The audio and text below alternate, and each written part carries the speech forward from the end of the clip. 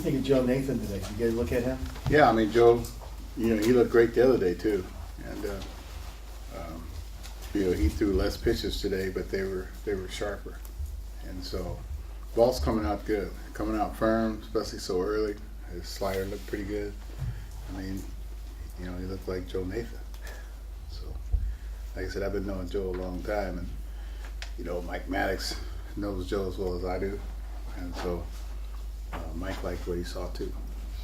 When do you guys start evaluating him or anyone on velocity and stuff like that? Is that a couple weeks away? When do you start looking at stuff like that? Well, I mean, you can sort of tell. You can guess about velocity and get pretty close. But you're looking at a guy like him. Does he look healthy? Is he short arming? Is the ball coming out of his hand right? And you're not really looking for a guy that was hurt. You're not really looking at location as much as you're looking at how it's coming out of his hand. But he has both, and Joe's looking good. He's looking very good actually. And just to follow that up, when you have anybody who's 42 years old, who's been out of the game, who's a long shot, it's usually assumed that he's going to come in throwing smoke early to show he deserves to be looked at hard. Does that mean we're probably going to get a better idea of whether he can come back early than those players? That's a good question. Again, most older players take longer to get their act together than the young kids, and Joe historically has been a slow starter. And like I said, Mike's had him, but he doesn't look like a slow starter, today.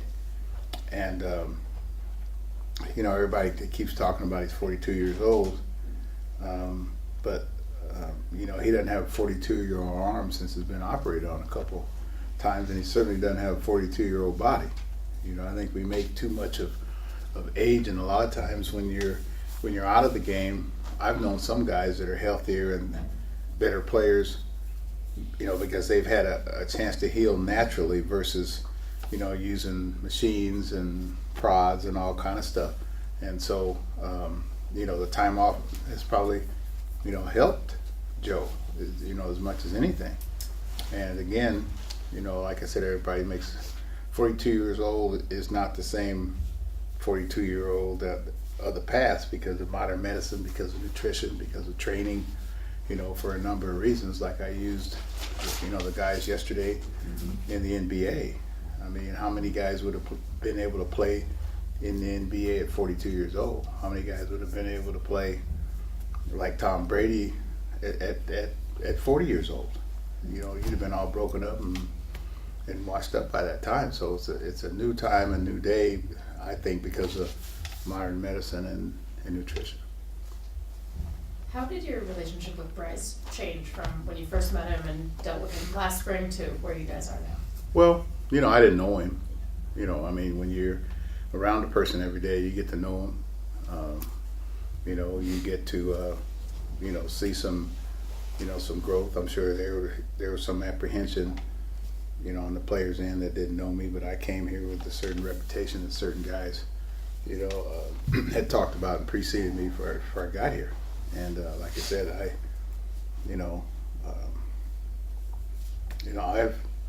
I liked him from the beginning. He's a pretty cool little dude, and he's pretty hip on a lot of fronts. You listen to his variety of music and how he dresses, and he's not afraid to be.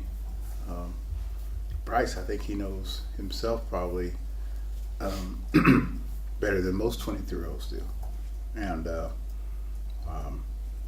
I enjoy being around him. What you see is what you get. You don't get any fakeness out of Bryce, and I can, it's easy to deal with. You made it sound a little bit today as if he had to lobby you to let him be in the lineup day in, day out last year. Last when? Last season. Were there times when you wanted to rest him? Yeah, there were times, but that's what communication's about. There's always times, and I like guys to lobby to stay in the lineup. I mean, that means they want to play. But the ultimate decision is mine. If I have to do what's best for the player and the team at the same time. So, I'd say, hey man, how you feeling? I could see him slowing down, or I'd say, hey man, and there were sometimes I didn't have to lobby at all, because I say, okay man, we got 15 days in a row. I'm gonna try to give you Sunday off, and basis I'll be ready to win the game late in the game. So. I'm sure they have to lobby with Russell Westbrook too to give him a day off. With certain guys, your horses come to play. That's why they're horses.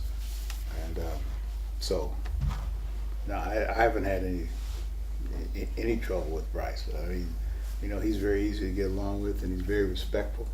He's very respectful of authority. He's very respectful of the guys that preceded him, and he's probably as knowledgeable of baseball history as anybody that I have out there, and that really kind of surprised me, at his young age. Because a lot of guys, I'll say, hey, this guy, no, never heard of him. Or I ask them, hey, you ever heard of this guy? A lot of them say, baseball doesn't do a very good job, I think, of history. And you sort of have to research it to have the, you have to learn on your own. And I don't know if he learned on his own, but almost everybody I've asked him about, he knows who they are, and he's much older than his, excuse me, much older than his age is. Do you feel like you have a handle on what prevented him from having the kind of season he had the year before? Well, I think I covered this. I covered this already. I mean, you're in the big leagues, and these guys aren't going to just let you just keep beating on them. They're going to make adjustments, and now it's up to you to make counter adjustments. And I got a pretty good handle on that thing, but I've shared it with him, and that's part of growing up, man. It's part of growing up, in the big leagues. They have videos, they have different things that they're looking for, different, kryptonites, to combat a person. It's like, the greats of the game, there's nothing that hasn't been tried on those guys. I mean, they see if you can get a fastball away, okay. Then they see if you can get a fastball in, then they're going to see if you hit sliders, and they're going to see if they can intimidate you, and they're going to see how you hit the changeup. The game is about constantly adjusting. And I mean, let's face it, he's way ahead of most guys 23 years old. So I don't think. I mean, you look at everybody's bubblegum card. And there's some years in there that aren't, going to be what your career numbers are generally. So. Do you think that game in Chicago last year, where he was walked all those times, do you think that was a turning point? Well, that certainly didn't help. But I mean, that game was, when was that game? May. Okay, so that's a long time from May to September. So. There was a time where people were running from him, and then there was a time when also people were running at him. And so, and a lot of times in those situations, he'd have a pitch to hit and would foul it off, and therefore put himself in a situation, for them to try to get him out. What gives you kind of confidence in him to be the kind of guy to bounce back and to come back from that kind of season? Confidence. I don't think he's ever been lacking in confidence. Even when he wasn't hitting a lick, he had confidence. And confidence is something that'll take you through areas where you've never been before. If you lose confidence, he's been hitting since he's 2. I mean, you lose confidence in a few months. That's not true confidence.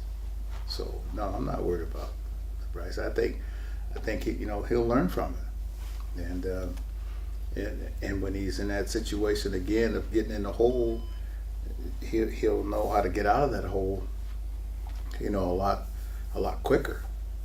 I mean, what happens if a guy, I don't know anybody that's gone this whole career without getting in the hole. It doesn't happen. So, yeah, I'm not worried about it. Dusty, do you believe in the old baseball saying that team strength is up the middle? Because you have a new catcher, shortstop, and center fielder. Mm-hmm. Yeah, I mean, we were in the same boat last year. Danny Espinosa hadn't played shortstop here, and Revere. Ben hadn't been here, and then after Ben, I mean, look at the job, that the junior did for us. He never even played center field. So yeah, the strength's up the middle, big time, and we have relatively new catchers too. Don't forget that too. So this is what we're trying to get together during spring training. Which guys, if anyone, do you expect to be limited when you guys start doing position player workouts tomorrow? I don't understand. Like injury-wise, anyone coming in No. limited? No. Yeah, everybody's cool. Yeah. What did you think of first few times seeing Eddie Romero? Oh, well, his electric arm.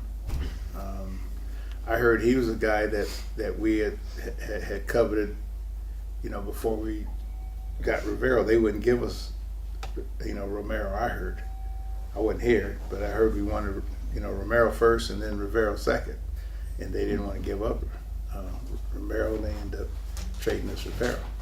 So it's just a matter of, I see some dynamite arms, but again, the secret of pitching is location, and it's a lot easier to have location when there's not a batter standing up there. I used to go to driving range, try to play golf, man, and I was dynamite. The driving range. As soon as they put a limb sticking out there and some water and some sand traps, I was lost. So this is what I equate, sort of bullpens to. I know I'm late to the party, this question is why I waited, but how does having a facility like this, how does it impact in such a positive way and encourage? And I see so many guys today for the first time, and everyone seems so happy. Oh yeah, I mean it's like a new house or a new car. Mm-hmm. How do you don't be happy with a new house or a new car unless they didn't build it or unless you got a lemon. And that's what it does. I mean it makes you feel good. I talked to Zim, and Zim told me this is the first time in his career that he's felt like he's been at a big league spring training facility, and that kind of says that says it all. So I mean, it helps a lot. Guys are excited to come. Guys are not in a hurry to leave. And all this equates to being happy.